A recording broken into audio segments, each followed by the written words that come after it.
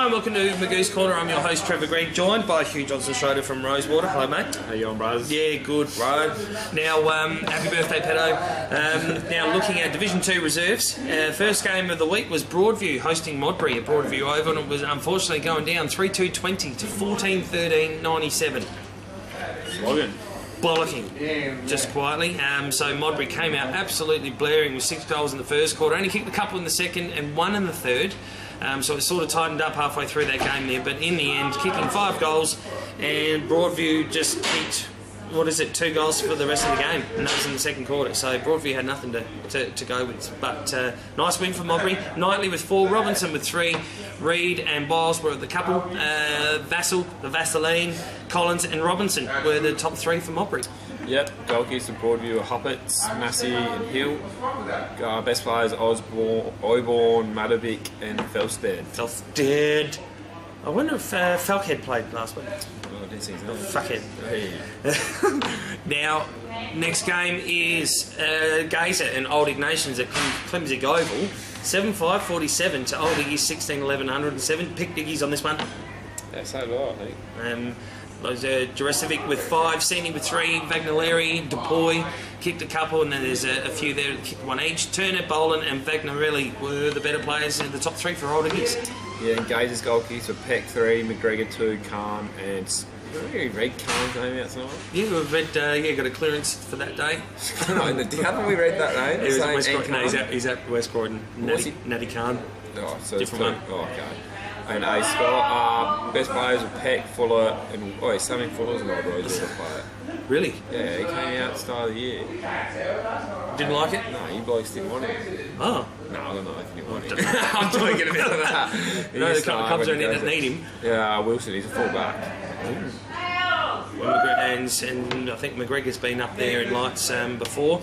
Next game was a battle of the haircuts. Scotch Old Collegians and Sacred Heart Old Collegians. Solid haircuts. 18-17, 125 to Scotchies 4-2-26. So Scotchies had a big win last week, I think it was, against Portland. But going down to Sacred Heart this week. Under 18 would have a good win against. Oh, hell. Turton, Grundy with 4, Delmenico with 3, Spurling with a couple. The best players, or the top 3, were Jennings, Spurling and Walkington. Yep, that's correct. Scotch goal kickers Freeman 2, 1 each to a few other boys. Best players were Eden, Mansfield, Langford and Kelly. You really did not get much sleep at all, did you? Now, I think for this one I'll have to go back over the tape, but Spockers is sitting second to bottom, Smosh sitting, but I reckon I did say, because it was at home, I'm back in the Smosh at the Den. Yeah, so I reckon you did. Yeah, I did. I reckon you said Spock. No, I reckon because it was at the Den. Nice big. Do we count these things? We're gonna. Well, I'll do. Well, before next week, I'll do a tally. And yeah, you do yours, and you do the person you bring on and see who's winning. Yeah, all right. Me against the co-host or the guests. I like that. Now, Chief Wigan kicked 2. Schweiger with a couple. Marwie and were also kicked 2 with Collie, Allen, Finley, Chief Wigan were the better players there for Spock. Smosh goalkeepers were Hemmings 2, Davidson 2, Kwan 2, Badman, Zorn and Lelos. Did that right, didn't I? Best players were Hemmings, Wallace, Yates, Curtis, Quam and Davidson. Yeah, so Fowler's getting around still. And the last game of the round, Foss Camden hosted Portland for the first time, or for quite a few years actually, with Portland going up into Div 1 and just leapfrogging Fossies. Yeah, this one here, very interesting. No, it wasn't. It was 23-13, 151, Foss Camden to Portland's 4-3-27. Now, the goal scorers for Portland, Timmy, is it Timmy? I think it's. I don't know. Yeah, I think so. Yeah, I think it's Timmy Malera kicked 4, and that was in the first quarter. So Portland were up in the first quarter. 3 goals, 1 to 2 goals, 4. That's where it sort of finished. So Malera, D. Malera, so I'm not sure what his name, BT, Brett McKay, Frank Varco and Terry Malera. So after that first quarter, he was pulled straight up to the A grade, kicked 4 goals in the A grade as well. Did he? Yeah. Did he? Yep. So he's an exceptional talent. Most of them, pretty much all the Maleras are. I think he's just coming back into form. Got injured and not fit. He came out and played a trial game when Rick and I were there last year, I think it was, and yeah, just unbelievable skills. Definitely. So Foss Brozil kicked 6, Bresnan 3, Castle 02, Lorden 02. What's wrong with just easy last name? Oh, Henry. Or Watts.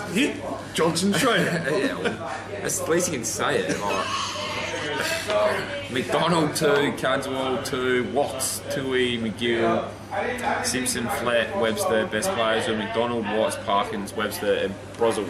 Now, my mail, and I don't like to start rumour and innuendo, but I was advised that there was the coach sort of chucked it in. What, Portland? Yeah. When? The B grade coach last week, and was told, look, have you all ring they want you back? Oh no. But yeah, they were still very short. So it's an under 21, so he gets a -1 point. Yeah. So it's hard for that club, and to, of course, Sean Gilbert, one of the young lads, is playing under 18s as well. Give me a shout out. 3rd B grade game. And he's having a really good time. So Steve Gudis, still playing B grade. Steve Vandenberg, 38 years old, playing Division 2 reserve. You left him in a good spot, Trev. I did leave it. I left a legacy. I chefed it at Rosewater. It's very hard. What do? You just still show up. Most of these guys played 3/4 of a game of football and took off to play in their C grade game at Walkerville, I think it was. Well, after the Bs? After the B grade.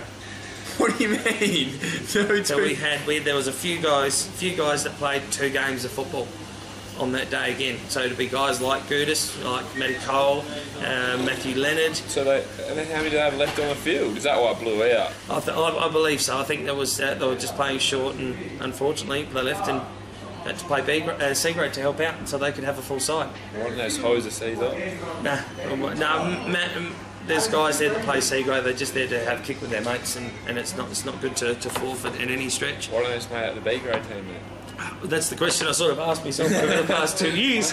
But no, they're in a tough spot. Most clubs do go through a bit of a lull, but this one's obviously going on for a lot longer.